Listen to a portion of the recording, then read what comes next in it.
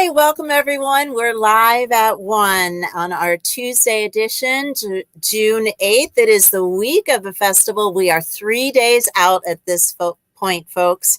I want to remind you that there are 13 shows that you can purchase tickets for, as well as many other live events happening. And the best way to find out about all of the happenings during the Central Pennsylvania Theater and Dance Fest is to go to the website, centralpatheater.com. That's where you're going to click through to see the schedule of live events that you can attend for free, some of the play reading events that are happening, as well as the 13 shows that you can purchase tickets for. I'll remind you that you can buy a one-time pass that gets you access to all of the shows for 48 hours. Don't wait until 3 o'clock on Sunday to buy your pass, folks. Get it now so you can start watching Friday at 7 p.m. and enjoy all 13 shows as many times as you'd like during that 48-hour period. Remember, we've done it this way because this is the best way to support the artists during the festival. Thank you so much. We're so glad you've joined us today. Today, I have the pleasure of interviewing two amazing women, Jill Brighton, who is the director of the Central Pennsylvania Dance Workshop, and Karen Stoner, who probably has more of a title, but she also is an instructor at the Central Pennsylvania Dance Workshop. Jill, I have to page back up. She has been the director of CPDW, those of us in the know, that's what we call it, since 1994. She's a native of State College and graduated with highest honors from Penn State in 1991 and joined the Central Pennsylvania Dance Workshop faculty in 1990. A versatile teacher, Jill is also the artistic director of the Fraser Street Dancers and the Children's Ensemble. Jill has been extensive dance, and she did say to me earlier that she'd prefer to dance this interview, but we're going to make her talk today. Karen teaches many classes and specializes in ballet. She studied with the Pennsylvania Ballet, International Ballet Theater, and Hartford Ballet before performing professionally with the Pennsylvania Dance Theater until 2002. She graduated from the Hart School at the University of Hartford with a degree in children's dance. So welcome with me to our Live at 1, Jill and Karen. Hi, Elaine. Hi. It's not awkward at all to have somebody like introduce you and your bios they're reading from your website, is it? Not at all. Not at all. Not at all. So Karen, before we go any further, I want to give you a little more credit than I did from reading that bio. You teach ballet at the school, but yeah, tell us a little bit more about yourself. About me, I teach ballet, but I also teach the classes that I teach right now. I kind of do what I tell people. I teach the bookends. I have the youngest that are just starting out, the creative movement pre-ballet. That's my kind of my background, is my degrees in children's dance pedagogy. So that's my background. But then at the same time, I also teach the point classes. So, I have both ends of the spectrum. Right. The joke with my students is that when they leave me after pre-ballet and they go into the beginning ballet class, I say, if you want me as a teacher again, you have to work really, really hard until you get into the advanced class again. Then you get me again. So that's there you go. Get the book kind of where I am. Okay. And of course, you don't age at all, even though the students do. Yeah, exactly. And Jill, anything else you want to share about yourself that I didn't cover in your bio? Tom Bay Potter Baregley Yes, I was going to say, use whatever language you would like, Jill. Nothing that's not in there. Yeah. I've been here a really long time, and obviously I love it. Yeah, it really is. It's an amazing pedigree, how long you've been there, Jill. I mean, you obviously, much like anything that we do for so long, obviously you love it, and obviously you have an enormous amount of responsibility on your shoulders. Running a dance company in addition to the dance school is quite a lot, but you do it with a plume. We thank you very much for that. The dance workshop has been in State College since when? 1969. It was founded by LaRue Allen. Right. So we're over 50 years old. Wow. And that's impressive. I do remember when it was on the second floor above what is now Green Bowl. Yeah, I remember walking those steps. Well, one of the things that separates you as a dance school, you are a registered nonprofit. But additionally, in addition to teaching children, you also offer adult classes. Can you tell us a little bit about that part of the school? The adult classes are pretty much, it's a little mix. If we say adult, I mean, that pretty much encompasses both students who come to Penn State, adult, and just regular, run-of-the-mill, like kind of man off the street, woman off the street. We've had, moms come in for extra classes. We've had people who danced as a child and they just wanted to kind of get back into it. People who just love the freedom and expression of the dance, but versus also, they also enjoy the exercise that comes with it. It's just like a fun way. It's, something other than a treadmill or an exercise bike. You get to, and then they also enjoy adults. It gives them another chance to socialize. It's camaraderie. I mean, some of them, some of our older students, more seasoned students have enjoyed kind of intermingling with the youngerish, the Penn State level students. And so it's a nice, big variety of reasons that adult students can come in. I mean, they get to try something new. I mean, that's like the newest thing is that as you get older, I want to do something I've never done before. So, it fulfills that need, but then it also has a lot of other benefits that, and then, we're one of the few areas I think that has a lot of adult level classes. So we like to be able to provide that opportunity for the people that need it. That's kind of our mission. We like to think of ourselves as a place where the community can come to dance. So it's not just, your kid growing up and then off to whatever, but the community comes. And we also do a lot of community outreach, performing at the Memorial Day Festival, Maypole, the Old Europe Festival, a lot of performances and workshops for First Friday.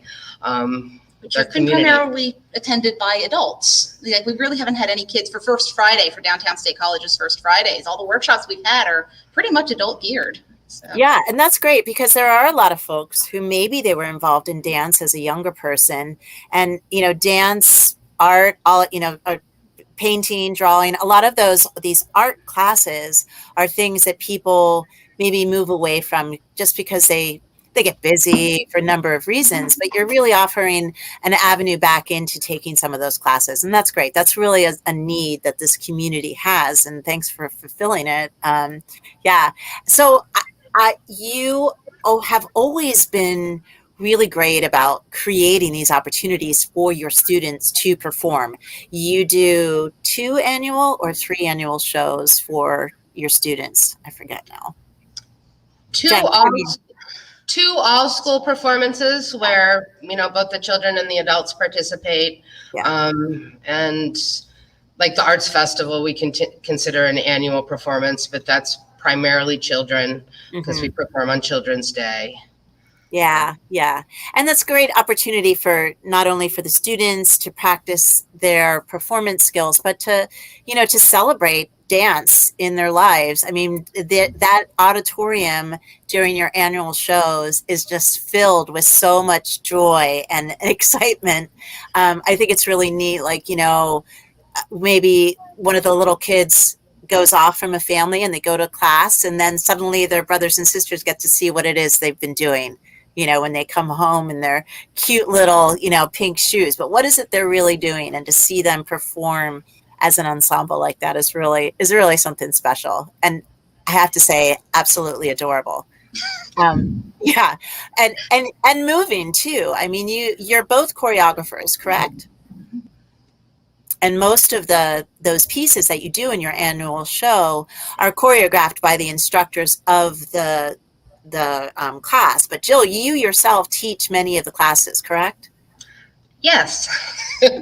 Sometimes it feels like too many, but no, I have a wonderful, wonderful faculty that, picks up a lot of the slack. Yeah. So if folks want to find out, I'm hoping that we have some folks that have tuned in over, this time who want to get back into something. Where would they go to get information about the classes that either they themselves or their children or neighbors could take? Where would we send them? To your website, I assume, huh? Yes. Excellent. Yes, which is an abbreviation of the Central Pennsylvania Dance Workshop, just cpdw.org. And we have two separate sections, one for children's classes, one for adult classes. And we actually began our 6-week summer session yesterday. Oh. So it is a perfect time to sign up. It is not too late to get signed up for any of our classes. And Great. about half of our classes are for adults. That is fantastic. And you have such a range of styles that you teach. You're doing tap, you're doing modern jazz, ballet? Have I missed some of them? We've been offering a flamenco class, Yes. but our flamenco teacher just in the last week or so had her first child. Oh my gosh, that's great. Oh, congratulate Christina. Yeah. She's a great teacher too. Aw, Yes. That's wonderful. That's cool. And you have put together a show for the Central Pennsylvania Theater and Dance Fest this year. Can you tell us about that? Well, the first 2 years of the festival, and we have always been thrilled to be a part of the festival. It seems like such an important and unique opportunity for artists in the community to be involved. The first 2 years, we were able to create something for our students and have it presented at the State Theater. Yeah. So in a very live theatrical setting. And then last year, we all know why. Yeah. We had to go to a video format to do that, and we've done that for our other shows as well. This year, given the time constraints of a video, plus the fact that there were not opportunities for us to present a full-length show, we decided to do a sort of highlights reel of the past 3 performances, as well as a little sneak preview of a performance that we're creating right now. Well, not literally right now, but more or less right now. Yeah. That we'll be presenting in July during the traditional arts festival weekend. It will be another video performance. Do we let the cat out of the bag? Sure. Let's do it. You heard it here first. It's based on the story Swimmy by Leo Leone, a cute little tale about a fish and his adventures. We felt like we needed to find something where we could travel from place to place and yet have a coherent whole. And so we chose that story, suggested by Caitlin Osborne, another faculty member here who did live yesterday. Right. And yeah, we're excited to do that and be able to do that. And we're also excited for people to be able to see a recap this weekend during the Theater and Dance Festival of our previous performances, because people might not have had the opportunity to see them. So Absolutely. They get to see some sneak peeks or clips, excerpts. Yeah, and that's available if you go to the centralpennsylvaniatheater.org website. You can click and buy a ticket specifically for that, or the highlights reel from Central Pennsylvania Dance Workshop will also be included with that all access pass if you'd like to go that direction. So how would folks find out about your July performance? That's going to be virtual as well? Yes, and we don't have it up on our website yet, but it will soon be up on our website. And if you watch us in the Spotlight Dance this weekend during the festival, there's at the end a little sneak peek of our Swimmy performance, so you can get the information there, or at least the preliminary information there. And in the Spotlight, we're also presented in the Children's for Kids section. So, if you have an inclination to watch more of a dance show, you can watch us with a couple other dance studios in town, or if you want to have your children see something, variety, you can see us in the For Kids section. Yeah. It's our children's ensemble that has participated in the festival in the past. So it's all of the pieces are children appropriate, for kids, by kids, as we say it. So at the same time, it's our students, it's our younger students that are the more advanced and excelled students that want that extra level. So we were happy to give them this opportunity to be able to have the festival, let them have that more professional opportunity than they would get in their regular, with the regular everything lumped together with the whole classes type Yeah. stuff. Yeah. And I think children love to watch other children perform. I think it is, it's something that a lot of people don't have access to. So kudos for you for always highlighting and putting that opportunity for other children to watch other children. Like you said, the Children's Day Arts Festival performances are fantastic. And we should be very clear that because these are these are really high quality pieces. Your attention to detail with your choreography, you're teaching this language of dance from an early age, and that literacy in that. I know books and literacy in general is important to both of you, but also the language of dance has its own literacy, correct? Absolutely. Yeah. Absolutely.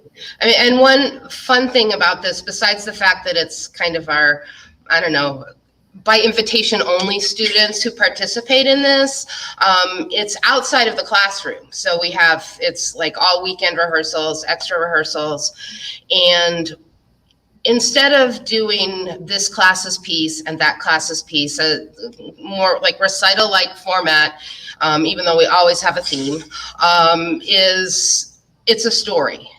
In the past, we've done Peter and the Wolf. We did Bruce Trinkley's Dinosaurs Dance, which was a story.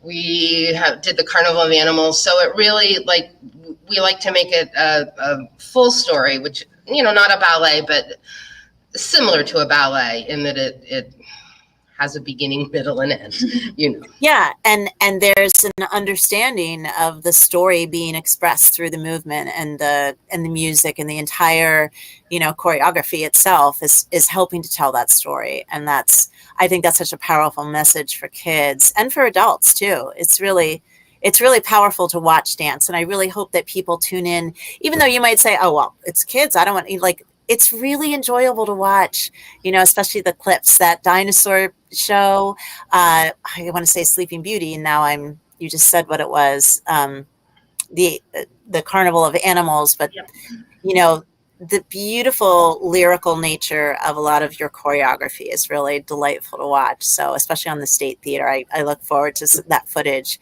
And I have a pass to the entire weekend, so I'm going to be tuning in for sure. I look forward to it.